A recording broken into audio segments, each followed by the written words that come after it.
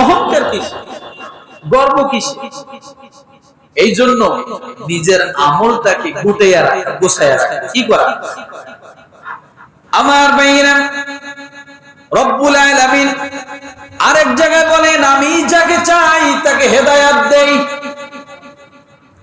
আমি যাকে চাই তার মর্যাদা বৃদ্ধি করে দেই, আমি যাকে ভালোবাসি আমি আল্লাহ ওই ব্যক্তিকে জান্নাতওয়ালা বানায়া দেই। ওয়ালাউ শি'না লারাফা'নাহু বিহা ওয়ালাকিন্নাহু আখলাদা ইলাল আরদি ওয়াত্তাবা'a হাওয়া ফামাসালুহু কামাসালিল কালব ইন তাহমিল আলাইহি ইয়ালহাস আও তাতরুকুহু ইয়ালহাস যালিকা মাসালুল কওমিল্লাযীনা কাযযাবু বিআয়াতিনা ফাকসুসিল কসাস লাআল্লাহুম ইয়াতাফাক্কারুন। আরো জোরে বলে, আরো জোরে বলে। ওই বালআম বাউলের ঘটনা এখানে আল্লাহ বলতেছে যে আমি যাকে ইচ্ছে তাকে কি উঁচু মর্যাদা দান করি। উঁচু মর্যাদা কি? সে আমলদার হতে পারে। সুবহানাল্লাহ। সে আমলদার হতে পারে। নামাজ তো পড়ার শক্তি আমি দেই। আপনি স্বয়ং সম্পন্ন মানুষ, আপনার শরীরের যদি শক্তি না থাকে, আপনার মনটা কাঁদবে মসজিদে আসার জন্য, কিন্তু শক্তি না থাকার কারণে আপনি উঠতে পারেন না, দাঁড়াইতে পারেন না, হাঁটতে পারেন না, মসজিদেও আসতে পারতেছেন। কিন্তু মানুষটা তো আগাগোড়া পুরোটাই ঠিক আছে। কথাটা বোঝেননি? ওই যে বালআম বাউরা মুসা আলাইহিস সালামের বিরুদ্ধে যখন বদদোয়া করতে গেছে, সাথে সাথে আল্লাহ তাআলা তাকে কুকুরের মতো বানায় দিয়েছে। কিসের মতো? সূরা আরাফ আয়াত নাম্বার 176 আল্লাহ বলেন ফামাসালুহু কামাসালিল কালব।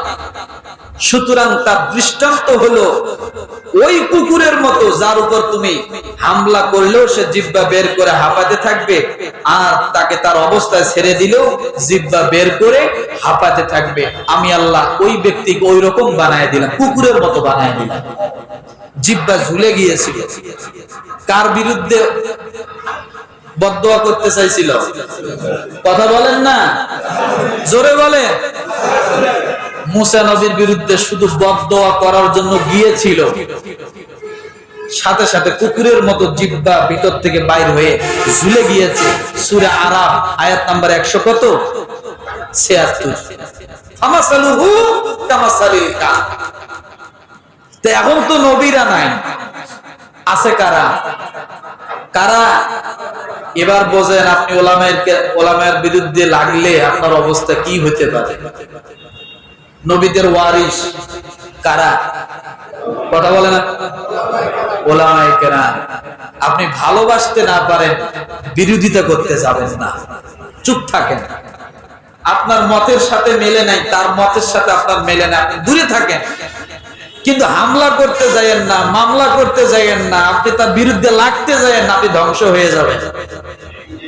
তার প্রমাণ আওয়ামী লীগ। তার প্রমাণ কি? তার প্রমাণ কি? স্পষ্ট বলে দিলাম, আলেমদেরকে হাত করা কম করানো হয় না, কম টর্চার করা হয় না। আলেমদেরকে চোরের মামলা দিয়েছিল, গাড়ি পোড়া মামলা দিয়েছিল। গাড়ি পোড়া মামলায় 3 বছর 4 বছর জেল খাটাইছিল।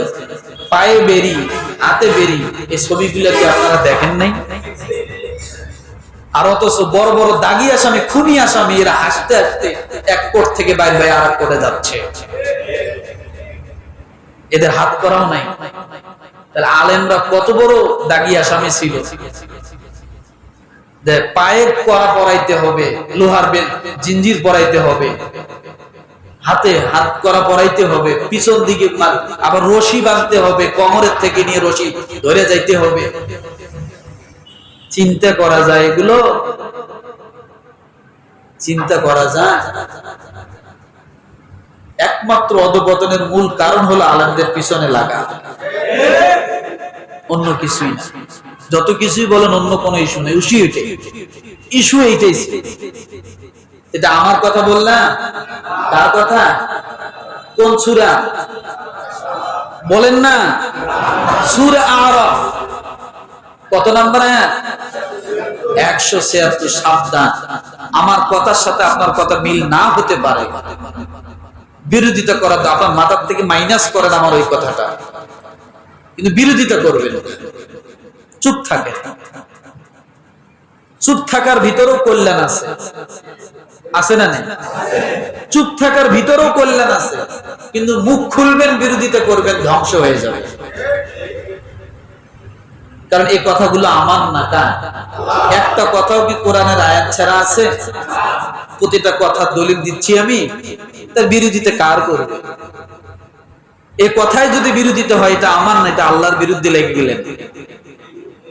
মনে রাখবেন, বিশেষ করে আমার এখানে যে কথাগুলো হয় কোরআন এবং হাদিসের বাইরে হয় না, দলিল দিয়ে দিয়ে কথা বলার চেষ্টা করি।